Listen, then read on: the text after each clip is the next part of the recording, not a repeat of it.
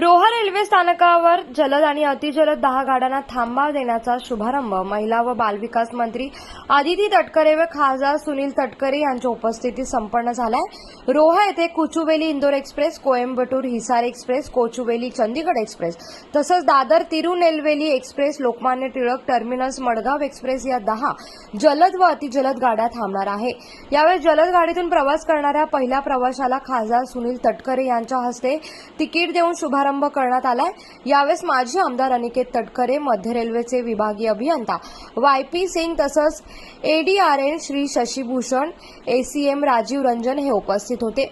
रोहा येथे जलद व अतिजलद गाड्यांना थांबा मिळावा ही गेल्या कित्येक वर्षांपासून रोहावासियांची मागणी होती।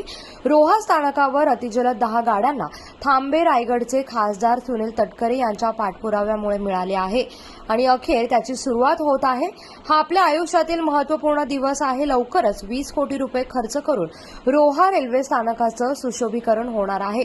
या ठिकाणी विविध सुविधा उपलब्ध होत आहे असं महिला व बालविकास मंत्री आदिती तटकरे यांनी यावेळी सांगितलंय।